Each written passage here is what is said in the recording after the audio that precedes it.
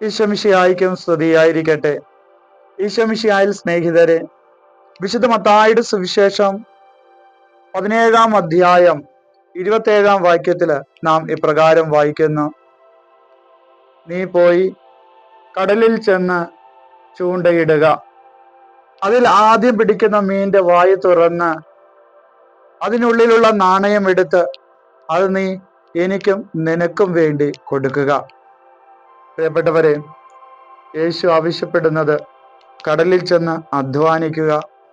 നിന്റെ അധ്വാനത്തിന്റെ ആദ്യ ഫലം, ആദ്യമായി ലഭിക്കുന്ന മീനെടുത്ത് അതിന്റെ വാ തുറക്കുമ്പോൾ നിനക്ക് നാണയം ലഭിക്കും.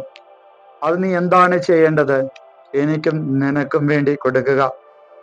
പ്രിയപ്പെട്ടവരെ, യേശുവിന്റെ നാമത്തില്, യേശുവിന്റെ കൽപ്പന അനുസരിച്ച് നീ ജോലി ചെയ്യുമ്പോൾ, അധ്വാനിക്കുമ്പോൾ ആദ്യ ഫലം നിനക്ക് ലഭിക്കുന്നത് ദൈവാനുഗ്രഹമായിരിക്കും.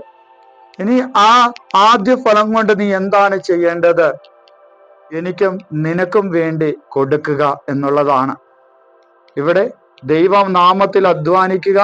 അധ്വാനത്തിന്റെ ഫലം ദൈവത്തിന്റെ മഹത്വത്തിനും അതുപോലെ തന്നെ നിന്റെ ജീവിതത്തിൽ അനുഗ്രഹത്തിനും വേണ്ടി നീ ദൈവത്തിനും നിനക്കുമായിട്ട് അത് കൊടുക്കുക എന്നുള്ളതാണ്. പ്രിയപ്പെട്ടവരെ, നമ്മളെല്ലാവരും അധ്വാനിക്കുന്നുണ്ട്.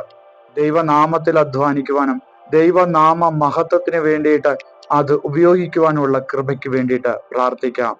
ദൈവം നിങ്ങളെല്ലാവരെയും സമൃദ്ധമായി അനുഗ്രഹിക്കട്ടെ.